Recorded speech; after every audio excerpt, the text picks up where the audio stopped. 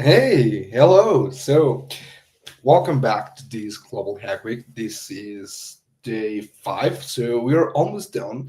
I know this is my first stream of this Global Hack Week, and I would love to be earlier, but I was on vacation, and also today it's Independence Day here in Mexico, where I'm from. Actually, I'm taking this opportunity because I didn't want to miss the chance to be with you here. And I'm very excited, I have to say, because I see just a comment here from a dear friend, Alepsis. Your nickname it's different here, Alep Sink. But we all know you. And if you haven't heard of Ale before, and you're from Mexico, go check what she's doing because she's leading one of the most amazing communities here in Mexico City. Um, Hello, Ellipsis. And before I forget, because I always forget to do this, here's the checking link. So please also don't forget to check into this event so you can earn your community points, right? And as I was saying, uh, thanks for being here. It's almost the end of the Global Hack Week data, but we're just beginning with my series of streams, right? Let me talk a little bit about this, and we are going to cover three sessions of this data competition series in which we're going to talk about a platform which I think it's a great resource for you all to start extending and elevating your data abilities, right? In this case, I'm talking about Kaggle. If you haven't heard of Kaggle before, it's a platform where you can find a lot of great resources, not only competitions, but data sets, pre-trained models, code base, or yeah, notebooks, um, tutorials, blog, even courses about how to do to introduce yourself in the data world, right? I always ask for this, but I see there are a low number of attendees this time, so I'm going to just think everything's fine at the moment. But if at any time you don't hear me or you don't see me, just let me know. I'll be monitoring the stream. Right now, on my current on my setup. It's improved. If you remember, previous Global Hack Week, I think it was the season launch. I had a lot of trouble because I just moved and well, you know. I was still unpacking and resolving some internet issues, but right now everything should be fine. Right now it's just stable.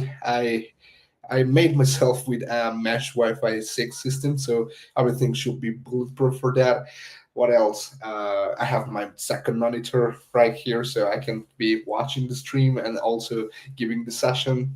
So let's start with the data, right? So let me start sharing my screen, and you should see the. Perfect. Well, the entire screen. No, just the cable. Okay, this. And let me make myself a little smaller. Oh, someone changed the configuration. I prefer to be like this. Plus, let me rearrange if I can. Okay, it doesn't matter. Uh, huh. Okay, great. You can head directly to kaggle.com. If you want, I can share also the link here. And you will find this landing, which is pretty explicit in how you can use this platform, level up with the largest AI and ML community, right? So I think right now they kind of rebranded, because of all of the powerful marketing awareness of AI and machine learning. But the things here, it's about this is for data manipulation, and with data we can do many things. And I've been a user of Kaggle since 2 years right now. I think I have the 2 years badge, but I have to be honest. I just recently, between quotes, started using it as I should. So I entered um, the Titanic competition because I wanted to be like prepared and I wanted to gain some exposure to the machine learning models in a more academic use case, not just consuming APIs for artificial intelligence and everything. So I want in this series of G streams to walk you through my mental process. The first stream is going to be a little exploration of the platform, how you can use it, what it contains, more than just the competitions, the data sets, the models. Will of Kegel, hey, Alipsy, good to know you're still here. so, yes. And that will be just a small part of this. Then we are going to start talking about the specific competition, and we will check how we can introduce ourselves in this first competition. And the Titanic one, I think it's a great starting point because it's a competition hosted by the same platform, Kaggle, and it has all resources, even well, not just one, but I think like two or three uh, blogs on how you can use the data and actually like they give you the results. It doesn't matter.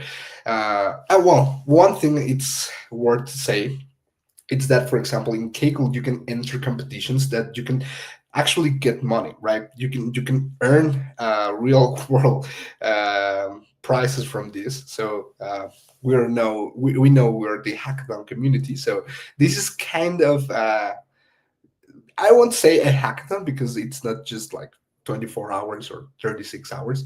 This is more long. But if you find an interesting competition and you give or you're awarded as the best solution for it, you can earn a lot of prizes for it. But we'll check that in a second. I was talking about the stream plan, right? So in this first part, remember, we're going to discover the platform, take a look to the specific competition, and in the part two, which is coming exactly after this one, so we're going to have 4 hours of fun. uh, we are going to make the walkthrough to the solution I prepared for this competition. So this is going to be like my apportion to the platform to also be introducing new members, right? And in the third part, which is tomorrow, more or less the same times at these ones, we are going to make an improve to my solution because I don't know in which position I was in the leaderboard, but it was not the best. So I thought to myself, why is this happening? Because my solution in local, well, in the training data, um, was 96%. So it was good solution. But when I submitted, it gained like 72% of accuracy. So it's a problem of overfitting. I trained the data with learning the test parameters, right? So I'm going to make a solution to overcome that problem, right? But don't worry, we're going to talk about that in the third part. Um, so let's get started. Let me make my screen a little bigger because I think it's not. Okay, well, it seems to be more readable right now. Kaggle level up with the largest AI and machine learning community. I recommend you to create an account. In this case, I'm going to sign in. I'm going to use my Google account, and well, we can continue. Uh, if you sign in, this is the landing you will see, but I'm going to sign out again just to see the landing we were before to explore a little bit what they want us to show. Who's on Kaggle? Learners, in this case us, developers, also us, and researchers. I don't know for you, but I want to enter the research world, so I consider this also as my fit. So this is platform for all of us. New and exciting, they have announcing Kaggle Game Arena, OpenAI to see that challenge finalists. I was talking about these hackathon things, so and great platform for us at Merely Hacking, right? Kaggle Profession updates. We're launching a long list of change to the Kaggle progression system. Okay, if you're in the community, you can take a look to this. Tackle your next project with Kaggle. So if anytime, for example, for us as hackathons community, if you are you're struggling at a hackathon for finding a topic for your project, something like that. One of my best advices every time in a hackathon, it's okay. Part from a data set or part from an existing problem. You can try to find problems in data, but you cannot trying to find problems in the air right now. So I always recommend using Kaggle because you can access a lot of data sets and existing code bases for real world problems. In this case, for example, and just an example, Bitcoin historical data. So imagine you can create a system based on this that accurately predicts more than 50% because else it will be like gambling, like flipping a coin. If it's going to rise or it's going to blow at some point in history, right? So, for a data set, for example, if you want to train a model to recognize fruits, if you want to create a fit app that if you take a picture of your meal, it recognize, I don't know, uh, and vast variety of fruits in your table. I don't know. This is your examples, right? Uh, Football results, the ARXIB dataset. So this is for research. This is what I was talking about. Uh, a lot of papers here. You can find notebooks. So this is not only for real applying to the data, but you can learn from these. And I think I do find this really interesting because, for example, if we take a deeper look on the notebooks or the existing notebooks, you can actually learn. Like in GitHub, for example, if you take a look to the repositories, but for example, how to work with genome DNA data, that's a great notebook to take a look. If you not also want to take the to the trending, but for a specific uh, notebook, you can find, for example, Python, and you can search for and think you want to take a look at. So, breast cancer with artificial neural networks. This is not rated, so maybe one of these that are bronze or that has more um, elevated both here. So playground, random noise, Chino real estate. What else? Beats per minute prediction for a I don't know track file or something like that. And you can take a look to how people are actually using the existing tools. So Ariel Data Challenge in 2025, EDA and baseline. I don't know. Let's see the trending ones again to see if we find something interesting and also one that I can understand to explain to you. Um, hotness. Uh, TensorFlow epochs for insurance cost with ML. Okay, this one I can understand. So let's take a look to these, and we can see the notebook. For example, TensorFlow epochs for insurance cost with ML, medical insurance cost predictions. The goal is to predict medical insurance charge or the cost using patient demographic and health information. This notebook is built to run on Kaggle's default memory without installing any additional packages.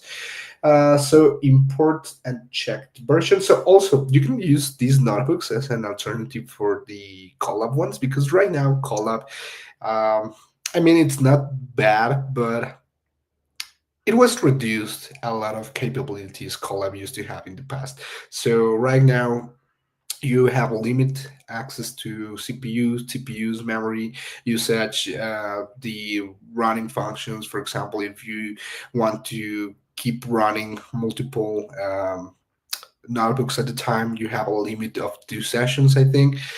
So you can use these notebooks as well. That's a great advice, actually.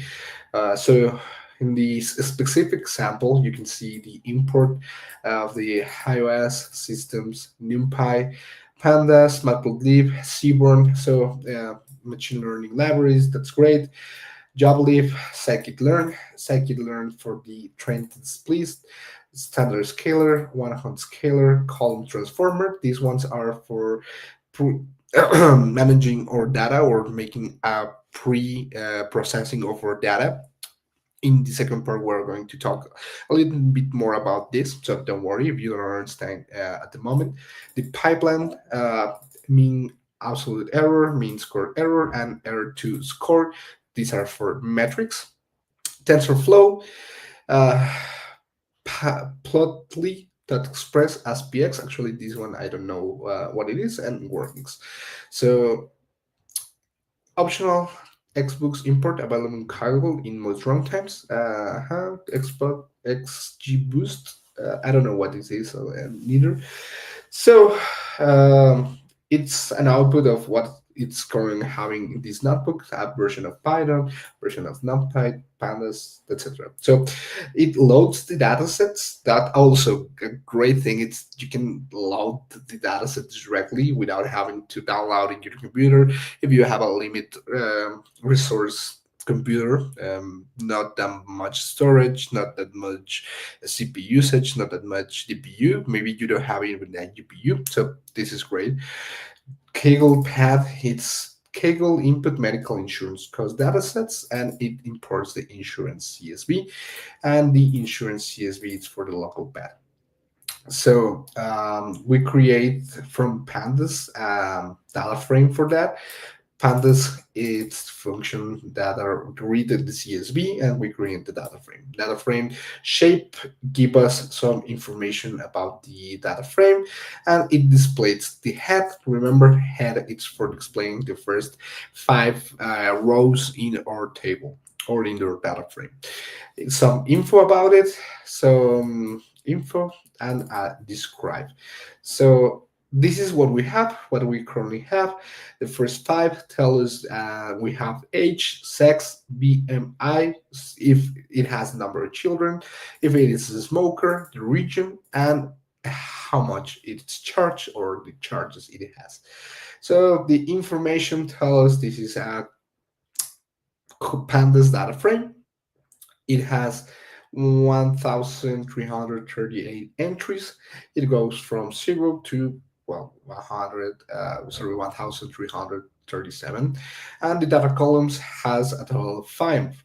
The age, one, two, three, four, five, six, and seven. Age, sex, BMI, children, smoker, region, and churches.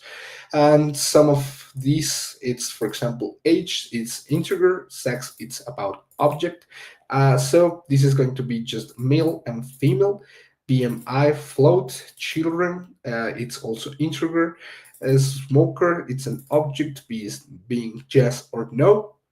Region, it's also object. I am sure this should be more than just southwest and northwest, so maybe just east, west, southeast, northeast, and things like that. Region, well, I already talked about that. Churches, it's also float, right? So let's see. Data cleaning in feature engineering. This is great because this is also a great example of how this is done.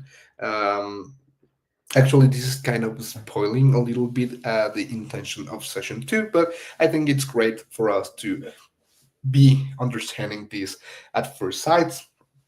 and also we can keep exploring the platform, right? So for this third part in this specific notebook we found for the insurance costs, we have to do a data cleaning and feature engineering. So great, that's the third part of a data processing.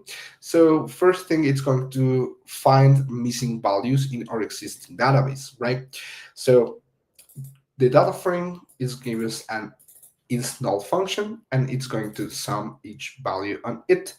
So missing values per column, it's going to be age 0, sex 0, BMI 0, children 0, smoker 0, region 0, and charges 0. So that's great because that means we don't have missing values in our data frame and we can work with all the entries we have. Else we will need to treat all missing values.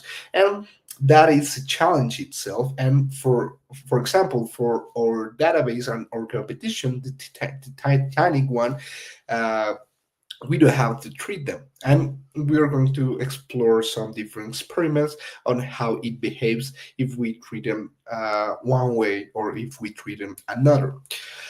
So in this case, we don't need to do anything since we don't have missing values. So we make a copy of the processing or data frame and show initial distribution of these charges.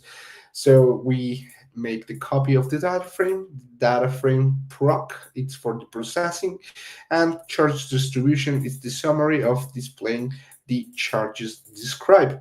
This is telling us charges distribution summary.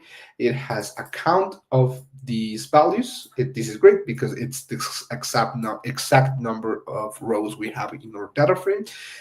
Mean value of 13 thousand 270.42. Well, we can round it at 42.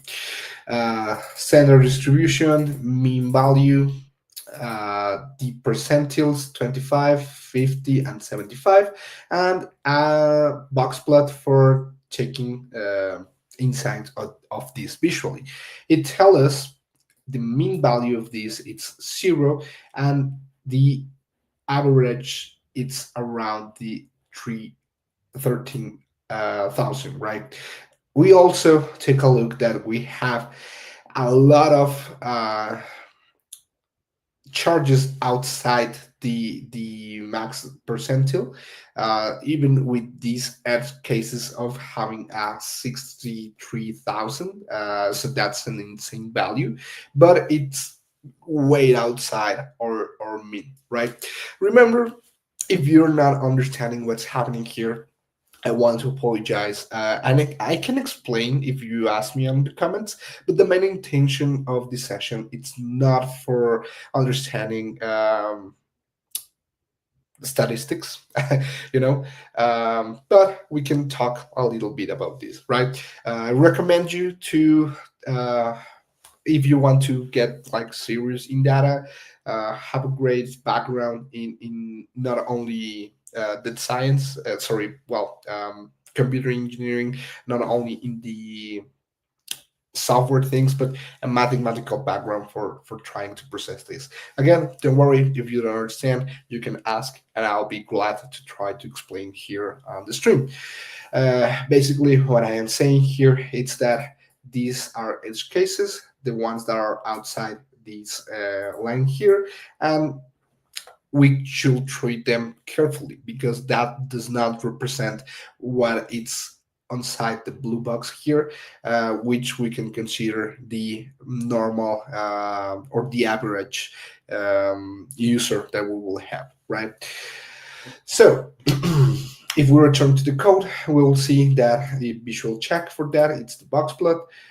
Then we create a log transform target to reduce skewness, and we keep the original target for interpretation. We do this with the np dot log 1p of the data frame of the process with the chargers, and we save it in the data frame of the process in a new column will be log charges, right? and the output should look like this. So in a logarithmic transform charges summary, this information changed. So let me try to explain this a little bit. Hmm. I think I didn't mention this before, but I'm so sorry. I have to apologize in advance for the rest of the session.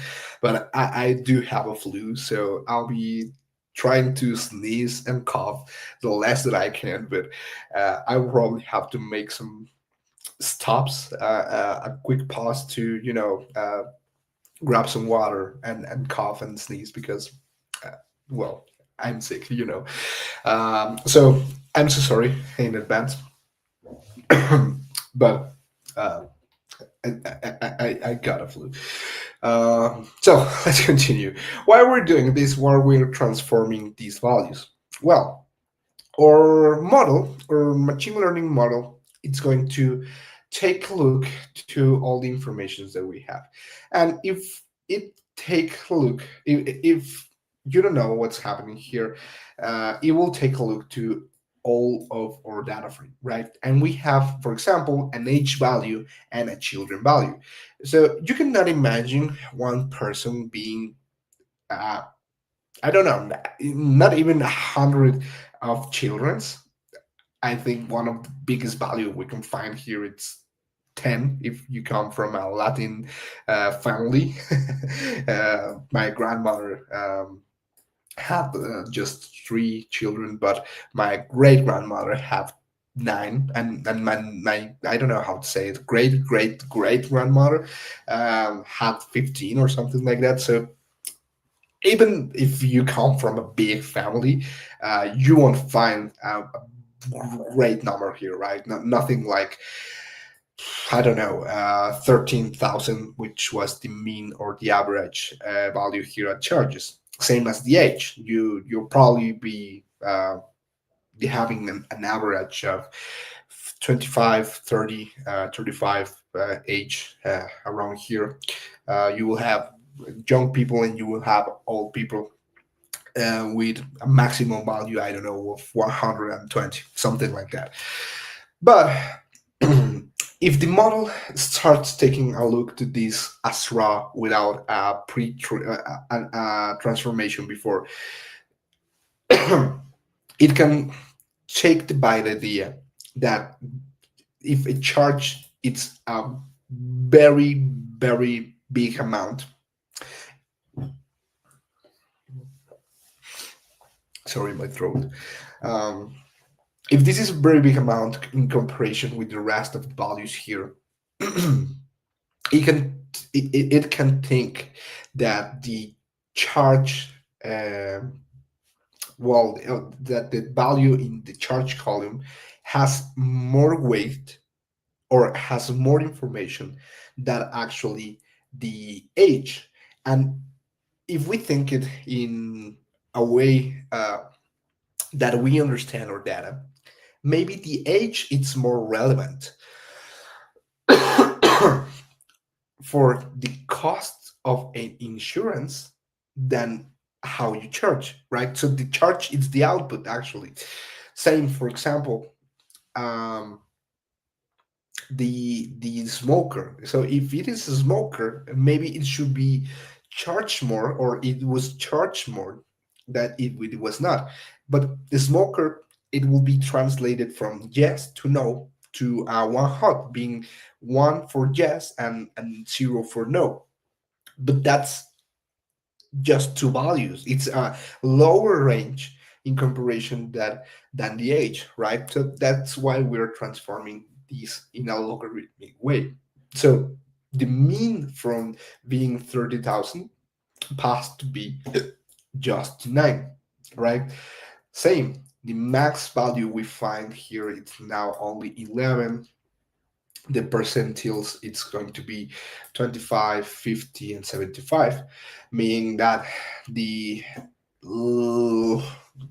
this 25 it's this first line, this 50 is the second line, and the 75 it's this line. So what's outside 9.71, it's probably edge cases, and it's the less than the 25 of our target, right? So that's why we transform this. The After the feature engineering, the southbound roads look like this. What's feature engineering? It means first we have these seven columns, but we can interpret more from these columns, right? An example. Let's take a look to how they do it.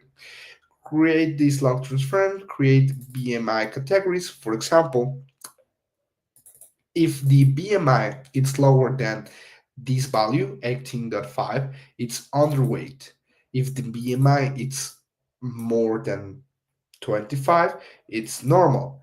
But also, if the BMI is greater than 30, it will be an overweight. Else, more than that, more these values, this is obese, right? Where do we put these set points? That's probably one thing the author should explain better. I don't know, to be totally honest. Uh, but we need to research about this, right? So we create a new category for the data frame processing, and we save these values for the BMA category creation of the current values of the DMA, right? So we take the DMA value and we apply a BMA category function. These category functions tell us if it's under these thresholds, it should be created the BMI category. Right now, we need to create the encoding for sex and if it is a smoker. Again, for example, male, it will be 1, female, it will be 0, smoker, it will be 1, and if it is no smoker, it will be 0. Here also we need to be careful, and I will advise you to, I mean, this is arbitrary. You can totally say female 1 and male 0, smoker 0, and no smoker 1. What's the problem with this? So it should be something like this. If you're giving a value of 1, which is greater than 0, the model could predict or will do like an thinking of being a smoker. It's more than not being a smoker right now, and not because the model understands something, or for example here for male and female, it's not being sexist. The problem is you're giving numbers, and one it's more than 0. That's the issue with it. So just again try to constantly check on your outputs and the learning process of your model, just to make sure it's not inferring something like being male it's better than being a female, or being a smoker it's being better than not being a smoker, right? And where you put the weights on the learning, right? So again, that's completely arbitrary. Same as, for example, here these set points. I don't know where the author take these values for trying to say underweight, normal, overweight, or obese. But don't worry, you can. The purpose of this is just to understand the code, not if this is treated well, right? Remember, data is a hard topic because mathematics don't lie, models don't lie, but people it's bias, and if you have a bias and you code with that bias, you will pass the same bias that you have to your model, and that's just it. So we encode sex and smoker, and we give one holding code for the region. That means if someone is I don't know, northeast or southeast, that will be a specific column for that, right? Um, and same with the smoker interaction features, and this is the feature engineering I was talking of. So if it is a smoker flag, and it will we multiply it to the BMI, it will be the smoker BMI when we also have the smoker age. So if a smoker exists, we want to know the smoker BMI and the smoker age. So after we create this feature engineering, so we had so we have we extend the features, and we right now not only have 7 columns, but we have plenty more. Let's explore that more. So we started with age, sex, BMI, children, smokers, region, and charges, right? We created the log charge to reduce the um, the range of the values for the charges.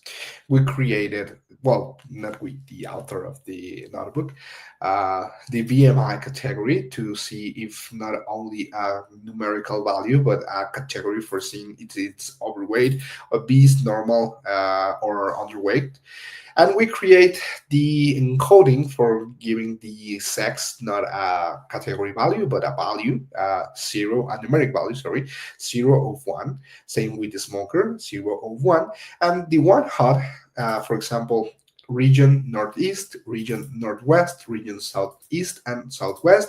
So if it falls under one of those, it's going to be false from the rest and one for the one it belongs. So this is for region southwest, and this is for region southeast, and this is for region northwest. And there is no example in this, but there should be one that is region northeast, right? And the rest is going to be false, just like that. And we create the last two, which is the smoker BMI and the smoker age. In this case, this is zero because, well, this is not a smoker. But if someone is a smoker, it will give us the smoker BMI and the smoker age, right? Because remember, the smoker flag, it's always one for the ones that are smokers. So, why is this important if we already have the BMI and the age? This it's going to be the same values. There's no like someone being twice a smoker or 3 times a smoker. Well, this is where the data it starts getting like a fine art. Some cases having these type of feature extensions will help the model to understand better. Uh, it will be a great thing for the author of this notebook to understand why he thought or she thought this would be a great feature to have. But you could see if your model actually learns from these columns. If it doesn't, you can totally delete them. Or otherwise, I mean, we're seeing the final result. Maybe the author realized these two actually helped. So let's continue. Before and after the summaries, we show how the number of columns change and a quick view of the engineered values. The original columns were 7, and we added 10 to of the smoker BMI. Well, we already covered this, so let's continue.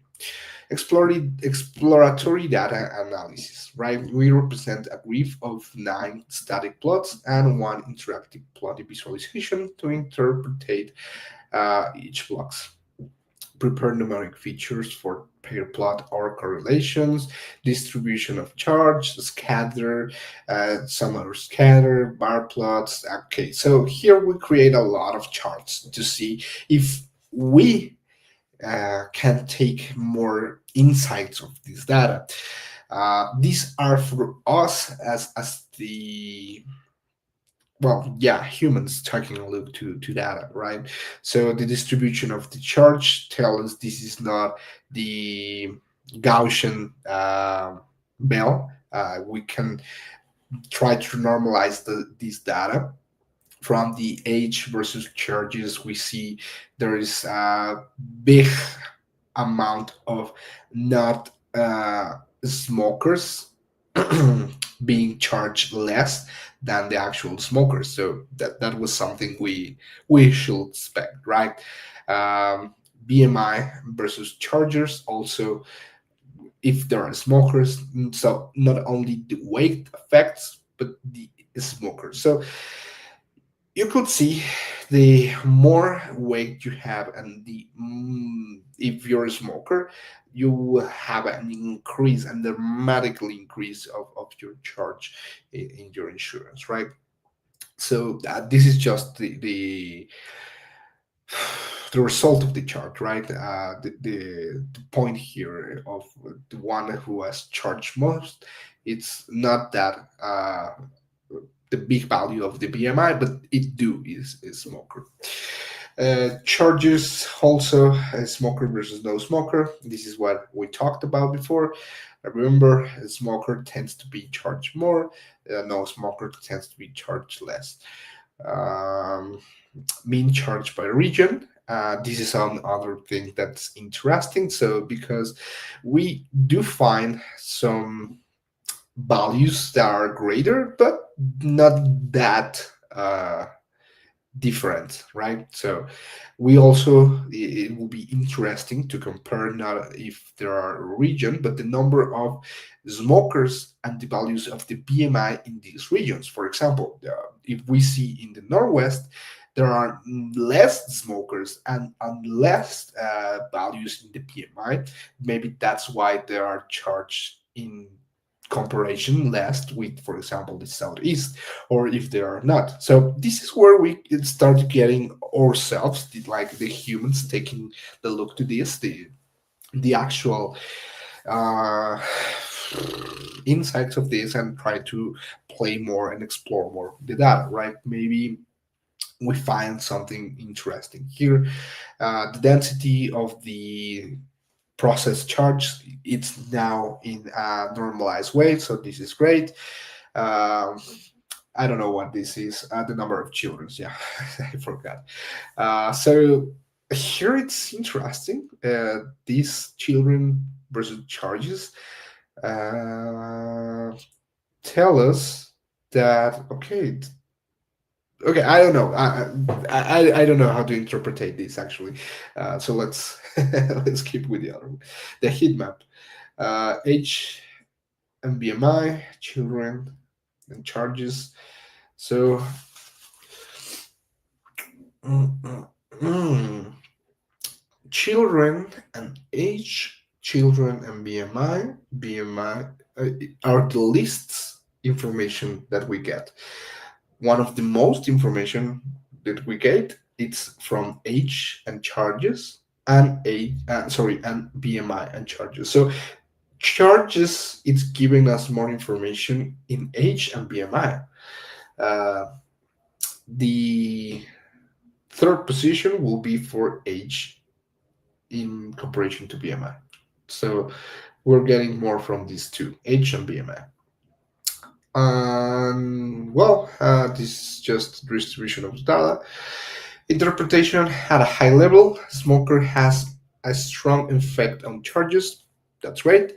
Age and BMI positively correlate with charges, but with some substantial spread. Children shows smaller difference. Yeah, that's why I thought of this. So, like, there's no much information here. And long transform reduce this key in charges and can be stabilized in training. Great. So after this, we prepared our data for modeling. I don't want to spend more time here because I want to spend more time in the platform itself. Maybe we can go back later to compare it with what we're doing in part two. I think that will be interesting, but take a look to the main titles here. Choose the features that we actually think it's going to help more.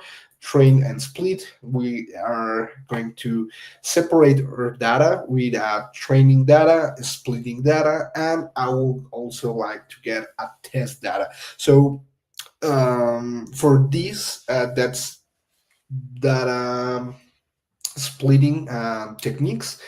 Then pre-processing. Uh, we already talked about this a little. Converting categorical into numeric ones to have the best approach because the model is going to interpret this based on, yeah, exactly what we have, um, and train the data, making the fit preposition on the training data, and finally train the model, right, and save the process pipeline for using later. So the train shape, test shape, because we divide our data in 80 and 20, if I remember well. Yeah. So we split in 80 and 20 percent of the data, transform train shaped, and the preprocessor saved to this. We create a pipeline for this, build and trained TensorFlow neural network. So in this case, instead of using a classic ML approach, we're using neural network. So we're taking out the heavy weapons here. That's interesting. We are not going to use neural networks. I want us to understand the data better and try to get a good result using one of the classical machine learning techniques. Give me a second. I need to do something about my flu. I'll be back in a second.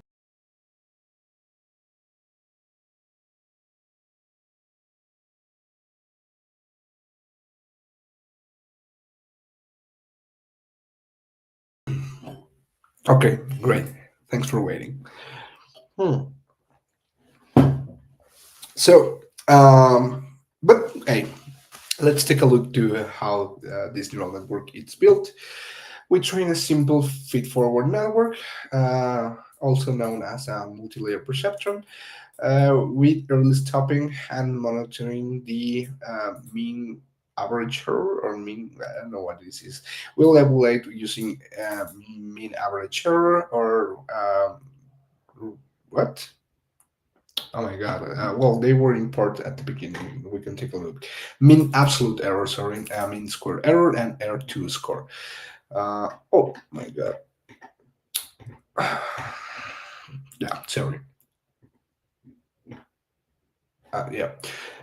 Mean absolute error, mean square error, and the error 2.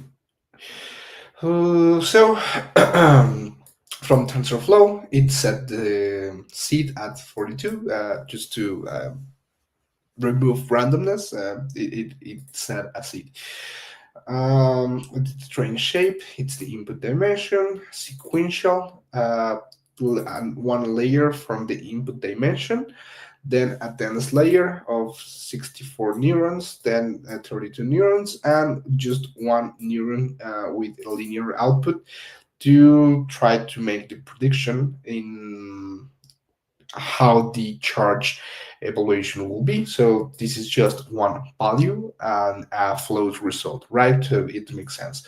The activation function for the first two layers will be a ReLU. This is pretty straightforward. It's normal to use in this case. It compiles the model with the loss function of the mean square error. The metrics, it's the mean absolute error. And the learning rate is 0.0001.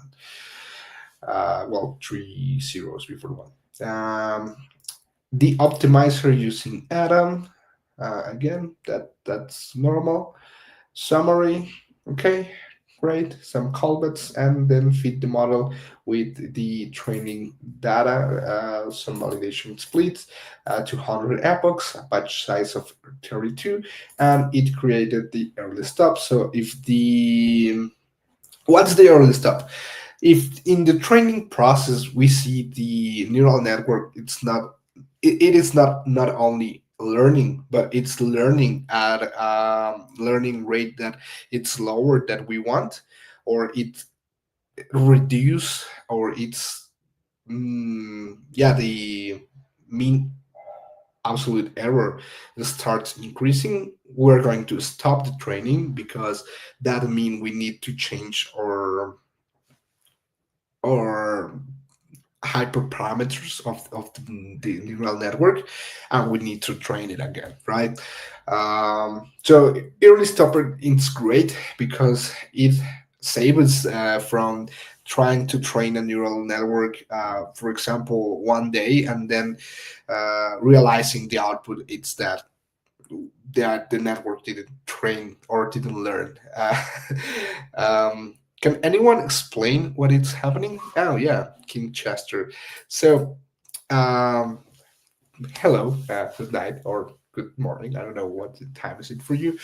Right now, we are taking a look to Kaggle. The intention of these sessions, we are going to have three sessions. One right now that's happening. One at in 1 hour that will be part two, and one tomorrow at the same time. Actually, this is the time where we're going to start the part three, but for tomorrow. And this part one, the intention is to be familiarized with the Kaggle platform, getting some insights of what we can do here.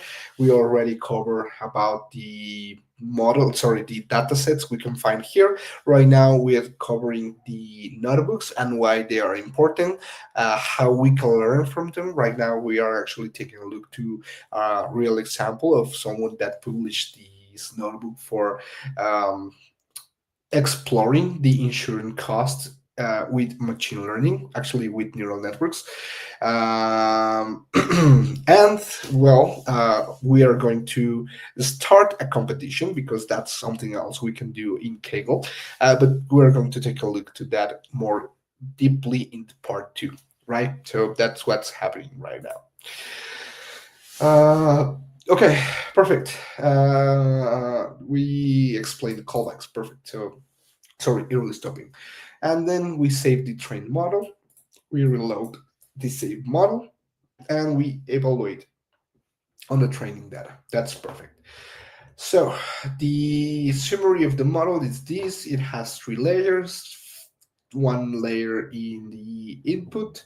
No, the input layer it's not mentioned here. I don't know why, but in the input layer it should have the same number of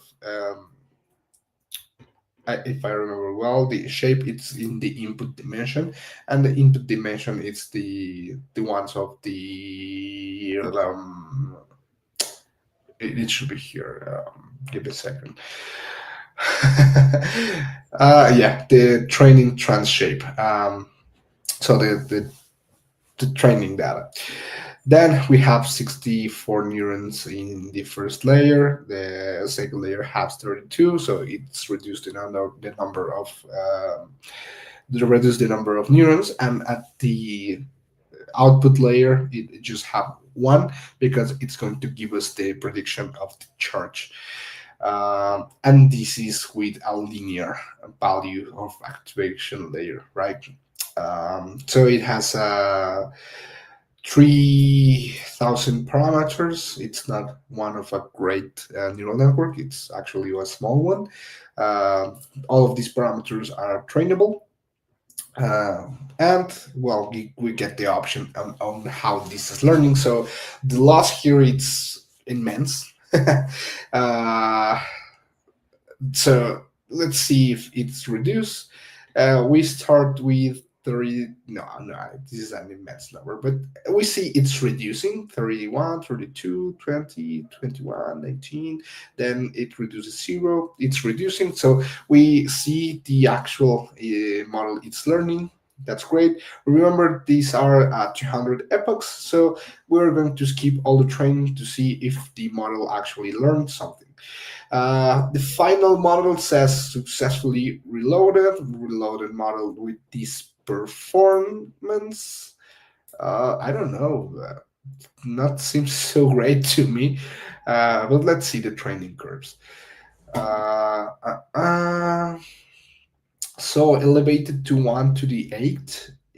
This means it actually learned. So yeah, yeah. Well, loss seems weird, but um, these do learn. So let's take a look to the evaluation on the training set. Do we take our predictions? Uh, we face the predictions with the actual value. take a look to the residual analysis, and this is what we see. The predicted charge was these ones, and the actual charge was these others. So it's hard to see, but this actually is not that bad.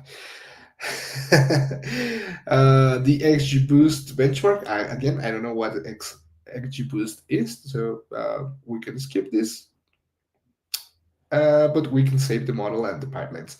So, summary and next steps. Uh, uh, I want to see some prediction here. Uh, okay, residual distributions. Receivables should predict the actual charge. This is the one that was immense. And okay, well, I would like to see one some tables in comparison, but this is the charge we can uh, keep ourselves interested with, right? So it was a great exercise. I can say that results are not that bad. I mean, they are not great, but well, for us to learning. Also, this is a small neural network, so it totally makes sense. Maybe increasing some of the layers, some more neurons, trying to train again without fixing the seed. That will be my changes here. Also, there will be an interesting exercise trying to change the features this was trained on. This is down here. We choose the features. We use the engineering and original ones in the meaningful columns. We are using age, BMI, children, sex, sex male. This is the one that's already encoded. Smoker flag, smoker encoded, smoker BMI, smoker age, BMI cat category, and region. This is interesting because, again, remember the smoker BMI and smoker age are the same smoker and, sorry, the same age and same BMI multiplied if they are smokers. If there are no smokers, these values are zero. So I don't know, that seems odd to me, but hey, this is not my notebook. So great exercise. I think we all learned a lot on this notebook, and that's one of the reasons the notebooks in Kaggle are amazing. So these are just two data sets, notebooks. Let's keep taking a look to what else we can do here. It has pre-trained models ready to deploy machine learning models. We can take a look to Gemma, the Google version, the Keras version, to DeepSeek, Llama 2. That's interesting. Learning cutting edge techniques in Kaggle competitions and courses. So this is the main point here, and this is why I wanted to give the series of sessions, the competitions. I don't know for you, but I when I started like learning about data, and I wanted to get in my hands on it, it was kind of hard to find projects that not only were like the notebook, just follow the instructions. I wanted to prove myself in a real world environment, but also giving the ability to receive feedback on it. And I think that's why the Kaggle competitions are great for that. Also, there are prizes and they are awarded. So, for example, ARC Prize 2025, it has what's it, $1 million for competition. Create an AI capable of novel reasoning. I mean, we are beginners, so maybe we should take a look to all competitions to see. For example, it has all competitions feature getting started, more approachable ML fundamentals, right? So these ones mark on knowledge. I think there are well, not I think these are the ones that are specifically intention for us to just learn, but once you cover these ones, why not, you can find these well, also in the playground, and the community has some fun ones, but we have the features ones that has prices 100 sorry 100 uh, what I don't know how to say it. But Jigsaw, Agile Community Rules Classification, Commodity Prediction Challenge, Google Code Golf Championship. This is interesting. BigQuery AI, RS and AI intracranial. So aneurysm detection. This is heavy one. Predicting the beats per minute song. So, for example, this is great because you don't actually get to win money from this, but you play for swag, right? So this was published 14 days ago. Uh, so this is also in the Playground series. So Playground, it's not only for you to learn, but yeah, the intention is to learn, but you do get swag by this. These normally are hosted by Kaggle, for example, binary classification with a bank dataset, predict the introverts from the extroverts, predicting optimal fertilizers, predicting calorie expenditure, predicting podcast listening time. These are great because they're also real world things. Imagine if you worked for, I don't know, Audible here, and the predicting podcast listening time, or Spotify, and you come to them, and you mention you already did something like this. I think that will be great for your CV. So, ready? I mean, like, are you all ready for your competition? Also, there are courses. If you want to get more involved into the intro to programming, if to Python, into machine learning, pandas, you have courses to follow. These are not charge courses. You can totally get them for free. So I think, I mean, the value inside of Kaggle, it's just immense. This is a platform more people should be talking about, and I just think it's a shame it's not that mentioned. So let's take a look not only to Kaggle in general, but of our specific competition. And this specific competition I'm talking about is this one. In the getting started, let's take a look to Titanic. Titanic machine learning from disaster.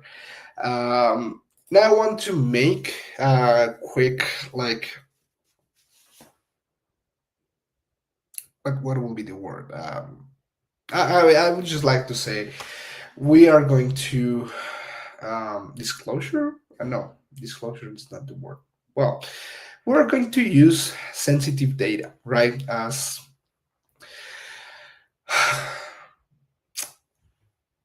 we're going to follow the Kaggle guidelines. We are going to be aware of what we're mentioning here, but we have to have in mind that data really affects the world, right? And for us, maybe our zeros and ones and numbers and everything, but these actually represent if someone died or not during the Titanic disaster. And if you don't know what Titanic is, I don't know where you live, but it was an event that occurred in the past. It was a big ship that crashed with an iceberg, and some of the, well, a big number of the people that were in the ship died, and some others lived. Actually, there's a movie about it. Leonardo DiCaprio is starring it. So if you want to get more in touch with the with the disaster, you can totally go check the movie out. Pause this video. Well, this is on stream, but you know what I mean. Like, come on later, rewatch it, and you will see. So that said, I just want to mention, like, for example, same with the previous one, being charged, for example, for a living, for healthcare, it's a big issue, and we're not the ones like interpreting or saying like smokers should be charged more, or BMI, or people with big BMI or great BMI should be charged more, but we're seeing that do affects, right? Um, so same as old examples with data, we need to be sensitive about what we're talking here, and there are not just numbers, because in this case we're talking about healthcare. In the machine learning from Titanic, we're talking about lives, and well, I just wanted to make this pause to really understand what we are mentioning, and what this is about, right? uh, so now we already covered that. Let's keep exploring the Titanic machine learning from the disaster, right? This is uh, this is a competition that I think it's great because it's intended from the cable team to be an easy entry for us, all the community that want to start in machine learning, in data, in everything related to this world, in a familiar way, right? So Titanic is a pretty, I will say, pretty well known event. We can all relate and understand what happened there, and that's why it's a great example. Because one of the things we need to do with the data we're treating, we are exploring, we are doing engineering in it, it's to fully understand it, right? So for example, in the previous one, in the insurance charge values, I didn't know what a BMI is, how it's calculated exactly, why at some point it is underweight, at another point it is overweight, and you know, things like that. So that's the point there. I don't know if some of you have a medical background or some healthcare in general background to fully understand that, but here you just need to understand what happened in the Titanic, right? And here we'll have some tabs, but I'm going to skip a little bit the overview to go here on the data one, and we will see we have a survival tag, which is if they survived it or they didn't survive. Uh, Class ticket, so if they were on first class, second class, third class, again, we understand what a first class ticket is, what a second class ticket is, and a third class ticket is. If you don't worry. Again, go take a look to the Titanic movie, and you will understand a little bit better of this. The sex, the age, the number of siblings they had, the number of parents they have. For example, siblings, just take a count to the spouses about the Titanic. Um, the parents, it's about children's tickets, number of ticket, the fare, how much they pay for the ticket, the cabin number, the embark port. So for example, if they embarked on Cherbourg of Queenstown on Southampton, um, the variable note, for example, says a proxy for socioeconomic status. See, a S, it's first, it's the upper, second, it's middle, and third, it's lower class, right? So we could do interesting feature engineering on this. Also, some other notes, it's the H is a fractional number. If it is less than one, the H is an estimation, and it is in the form of xx.05. The datasets define family relation in this way. Sibling, it's brother, sister, stepbrother, or stepsister. Spouse is husband, wife, or mistress, and fiance were ignores, right? And the birth of number of parents, it's mother or father, child, it's daughter, son, stepdaughter, and stepson. Some children were travel only with a nanny, therefore part it's zero for them. So let's keep understanding this, right? And there are great notes about the variable. So let's return to the overview. And what I did then, skipping the overview, was to give you the insight of that. We need to understand our data, and that's why Titanic it's a great example. Again, we understand what happened, we understand the variables right now or the features that we are given at first for us to understand why or how we can correlate, right? But for example, for the previous example, we kind of have the sense like if you do smoke, you are going to be charged more in your insurance, right? Uh, I know, I don't know for you, but for me, it's kind of common sense. But here, there is no common sense to say, okay, if you have two children and you are 39 years old, it's normal. Again, I don't want to be insensitive here. It is normal that you did not survive to the Titanic, right? There's no common sense in that. So um, that's why we need to understand and keep exploring the data to see what correlations we can find to try to solve this. So let's keep reading the description, right? Ahoy, welcome to Kegel. You're in the right place. Again, great entry to Kegel competitions with this specific one. This is the legendary Titanic ML competition, the best first challenge for you to dive into competitions and familiarize yourself with Kaggle platform on how the Kaggle platform works. If you want to talk with other users, they recommend you joining the Discord on Kaggle. I also recommend doing that. The competition is simple. Use machine learning to create a model that predicts which passengers survived the Titanic shipwreck. Read read on or watch the video below to explore more details. We're going to read because I want to play this. If you want to come here and then play it yourselves, that would be great. Let me share with you the link for this. Okay, here you are. It's kikl.com/competition/Titanic. If you want to add the overview, if you don't, I think that should work as well. Let's see. Titanic. Yeah, it's open by default, the overview.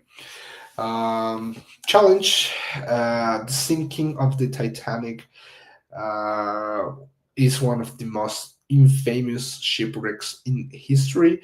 On April 15 of 1912, during the voyage, the widely considered unsinkable RMS Titanic sank after colliding with an iceberg. Unfortunately, there weren't enough lifeboats for everyone, in result of death of 1,502 out of 2,225 passengers and crew. While there was some element of luck involved in surviving, it seems some groups of people were more likely to survive than others. Let's take a look to which group of people. In this challenge, we ask you to build a predictive model that answered that question. What source of people were more likely to survive? Using passenger data, an example, name, age, well, we already take a look to this data.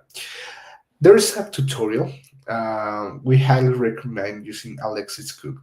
Titanic tutorial that walks you through making your very first submission step by step in this started notebook. Okay, let's take a look to this. So this is the tutorial.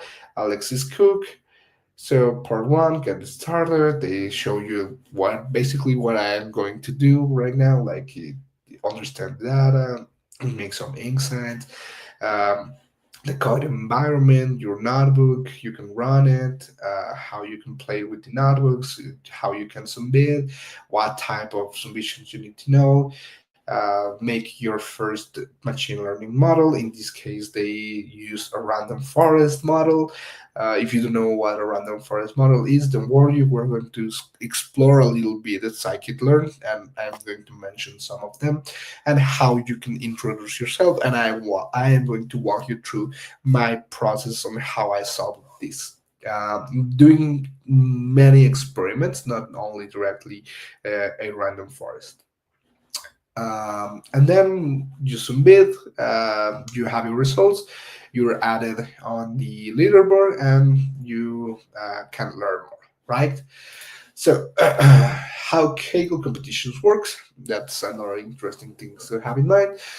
First, join the competition. For me, it says join the competition because I haven't uh, I haven't logged in. Right now, it says submit a prediction because I mean the competition, right? If I go to submissions, I have the submissions, for example. Same with the same um, score. Public score, the number of decimals shown score may be truncated to the okay. Successful, some errors. I have the errors, but I have all. In the leaderboard, or so for example, for these ones, the score it's outstanding. And I should be around here because mine needs something like that. So I'm way low. Your best entry, your most recent submission scored zero. I don't know what, and I'm in 1200 place. So that's terrible. Hello. I just joined the stream. Can you please give me a short summary of what we'll be doing? Yeah, we're going to be exploring Kaggle, how you can create your first submission to a competition, which is the Titanic competition.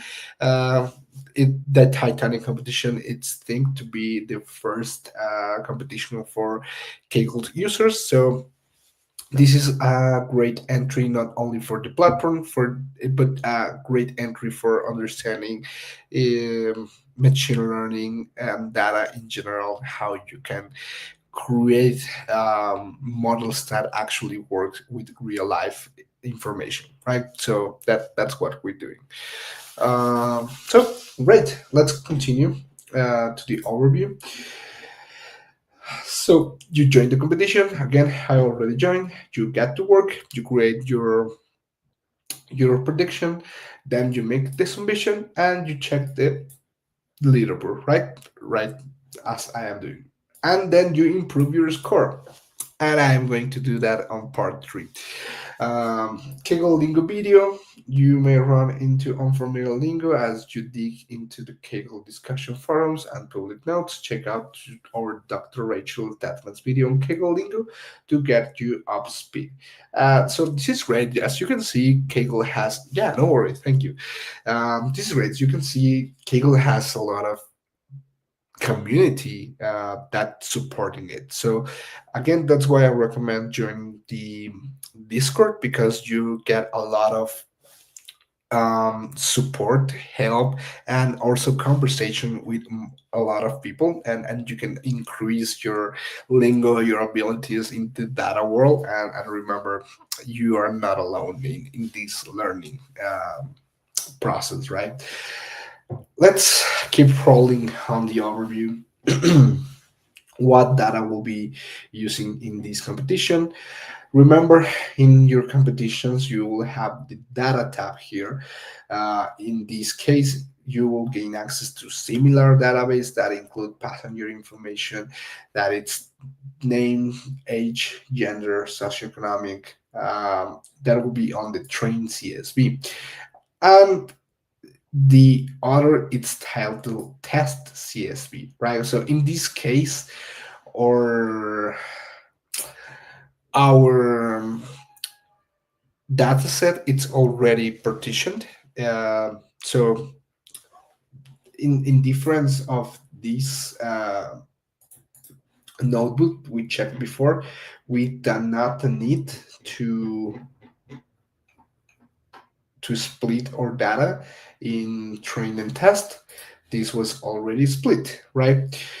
Uh, one data set is titled train and the other one is titled test. Train will contain the details of a subset of passengers on board, 891 to be exact, and importantly, will reveal whether they survive or not. Remember, right now we're using a supervised machine learning model. So, being the ability to have the marked of survival or not, it's important, right? Also known as the ground truth. Then the test CSV data set will contain similar information, but does not disclose the ground truth for each passenger. So this is great for predict the outcomes. Uh, Using the patterns you will find in the train CSV data, they'll predict whether the other 818 passengers on board find in the CSV survived. Check out the Data tab to explore the dataset even further. Once you will have created a competition model, submit it to Kaggle.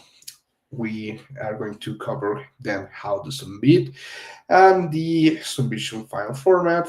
Got it. I'm ready to get started. Where I do get help if I need. Again, take a look to Discord. There are discussion forums. Last word on Kaggle Notebooks. As we mentioned before, Kaggle Notebooks is our non-setup customizable Jupyter Notebooks environment with free GPUs and a huge repository of communities published with data and code. In our competition, you will find many notebooks shared with incredible insights. So we can take a look again to other results from more people competing. Well, in this case, for this being a public solutions, I don't know for priced solutions. I'm not sure. So we're join the competition here. Evaluation, goal, the metrics. Okay, this is also important, I think.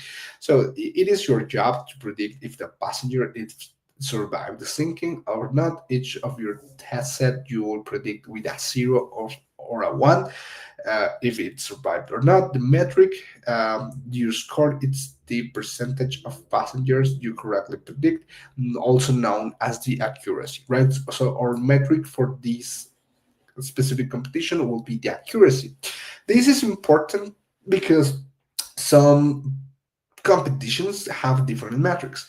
In this case, for this, we don't have an accuracy per se, but we have the evaluation model, which was the mean square error and the mean absolute error, right? So here they are, mean absolute error of this and mean square error of this. It also includes the R2 value for this. And well, this is how it behaves. This doesn't mention the accuracy because since this is not a prediction of classes. In this case, the Titanic tutorial, it is a binary prediction, one or zero. It makes sense having the accuracy.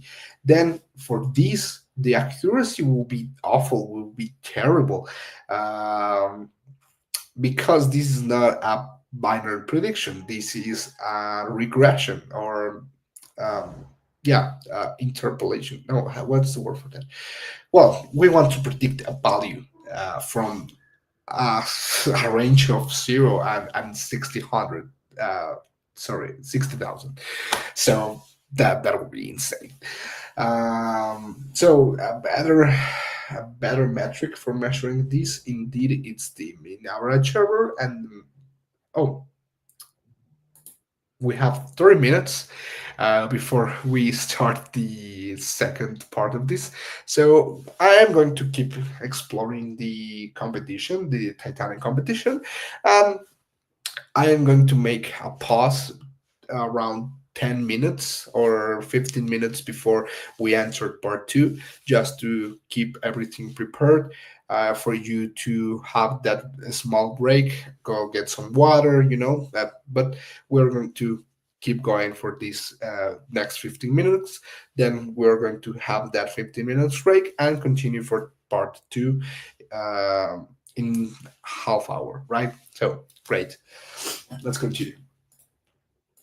Mm, yeah, about the metrics. So this is important. Sorry, I lost track. This is important for us to understand the goal. In this case, is a binary prediction. What should be not a binary prediction, but a prediction if we have multiple classes, right? There's a difference, for example, a binary prediction, a class prediction, and a multi-class prediction. Because, for example, uh, here, survive or not, easy binary prediction. Mm, class prediction. If we have multiple tags, for example, I don't know, if we have a model that identifies um, shapes, square, circle, and triangle, and we take a picture of it and it is an hexagon, which of these three shapes or three classes that we have, it's more likable to be this. I don't know. Let's imagine it predicts the square because the model learned that based on the number of edges, it's one or another. No edges, square.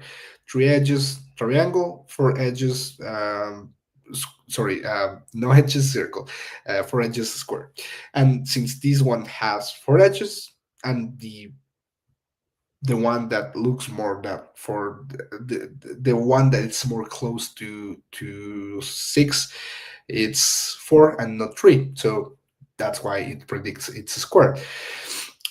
But in a multi-class prediction, it will says it is, I don't know, 80% likable to be a square, but it also is 20% likable to be an triangle, because it is not it is neither one of those three, right? So it's about how it can be one class or another, or how accurate or how sure it or how secure the model it is a class and not another ones, right? So it gives you but for example, it's 0% or zero likable to be a circle. The model is sure it is not a circle, but it is not sure it is as a triangle or a square. Even if we add the hexagon class in this multi-class prediction, it could say if it is not a well-drawn hexagon, um, it could say it's 96% uh, secure it is an hexagon, but I don't know. I am 4% that this could be a circle because I don't know. It's too rounded for a reason, right? So this is important, and based on the goal, it's the evaluation metric. Since we could have many metrics, again, for predictions, the accuracy, it makes sense. Actually, there's a link for this. Let's take a look to this. Okay, yeah. In classification, in binary classification, accuracy is also okay. In multi-class classification, in metric. Okay, this is great, but it doesn't mention about more types of predictions. Let's see if we can find a usable link for here. Accuracy and precision. International, the statistical variability, statistical bias. common statistical sample, average, standard, static sample. Okay. Accuracy of target group, qualification and application. Yeah. Okay. It doesn't matter. Um, well, yeah. In the case of a predictions, accuracy makes sense. In the case of not a prediction of classes, but if we want to predict value of a wide range, for example, a float number, this won't work or this won't be a good metric. So I think that that's covered, right? Submission file format, you should submit as CSV. Okay, I think I already snoozed that. Um, Submission file format, you should be a CSV file containing the 480 entry plus a header row. You should be this following an error if you will have extra columns. Mm. So the output format should look like this: the passenger ID, and if it survived or not, and this being our prediction, right? You can download an example submission file from gender submission CSV on the data page. And this is interesting because, again, I am going to walk you through all my process, but I have to admit I messed up a lot. I messed up. I do some terrible things, but I think it's worth mentioning, and it's worth mentioning why I think about these errors as good ideas for you to avoid in the future, right? I know it's all great to learn from success, but it's also a good idea to learn from our error or mistakes, right? So let's keep going. Frequently asked question: what is getting started competition? Okay, how I create and manage a team. Oh, this is also interesting. You can play or you can enter a competition not only as an individual but as a team. I do find this really interesting. Not also for these ones. I think the getting started competitions are great for you to go solo, but the prize ones, it should be interesting to join them as a team. We already talked about the notebooks. Why my team disappearing from the leaderboard? Okay, this is interesting. To keep the spirit of the getting started competition, we have implement a 2 morning rolling window on submissions. When a submission is more than 2 months old, it will be invalidated and no longer count towards the leaderboard, right? So if we scroll to the top, you will see this competition runs indefinitely with our rolling leaderboard. So there is at least no time at the moment that this competition will end.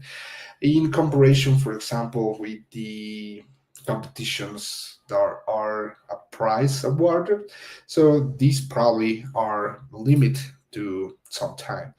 Let's see in the let's finish this. I think there's nothing else to mention, and we can compare this with this other one, which this is not a getting started competition, but this is an awarded one.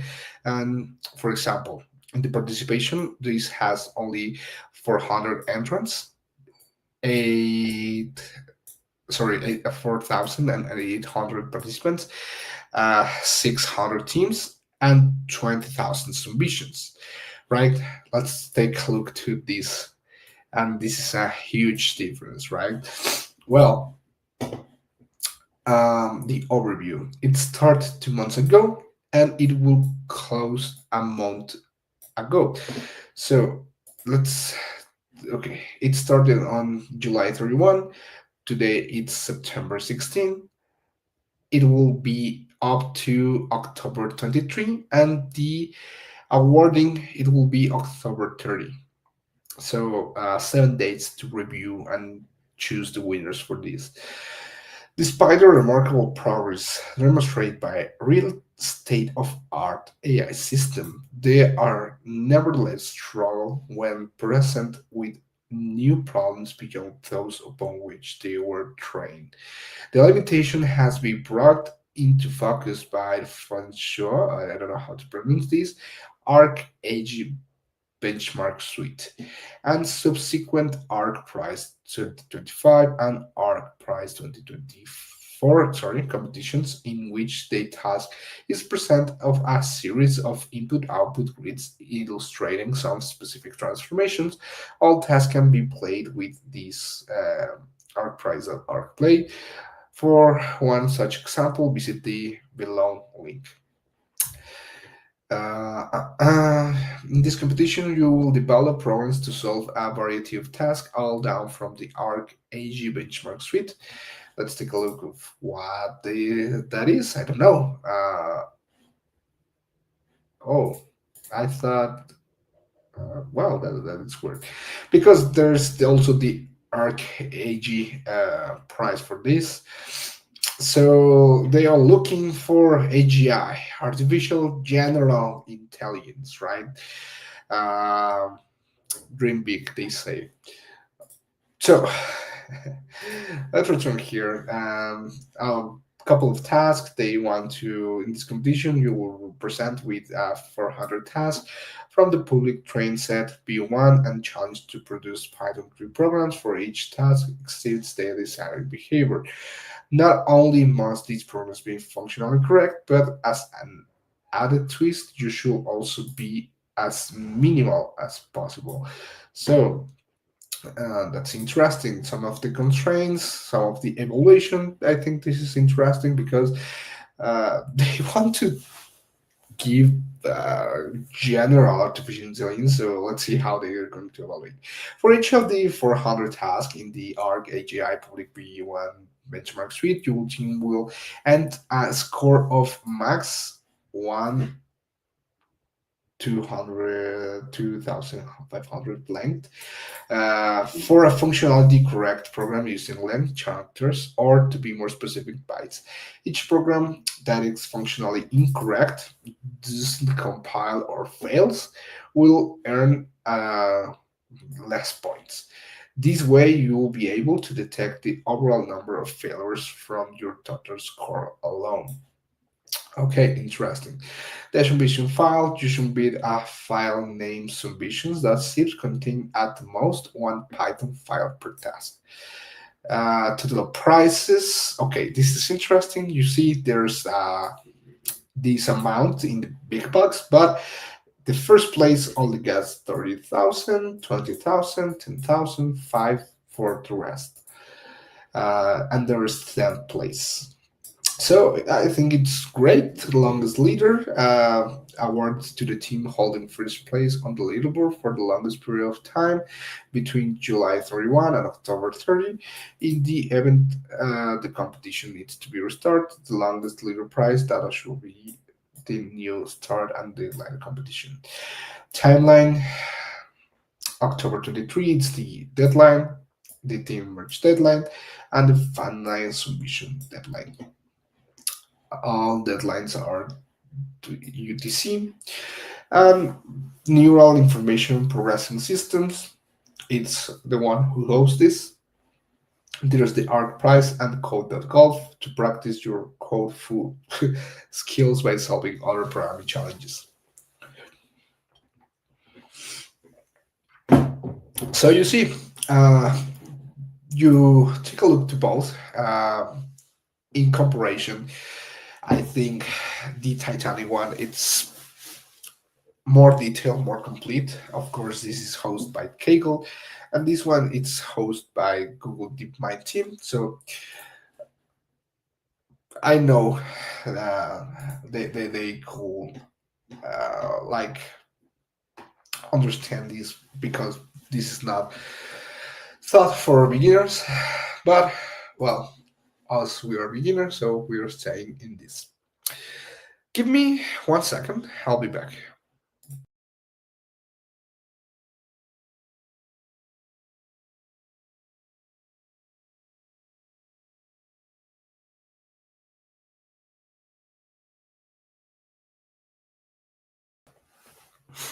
Okay, so I'm back again, and well, I want to talk with you directly. Okay, I kind of see why they moved this, but I do think I like the rounded one.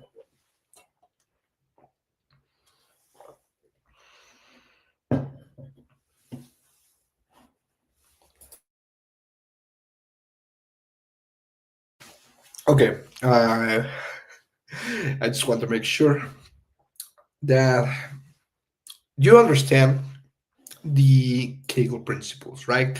This first session was intended for introduce you to the platform.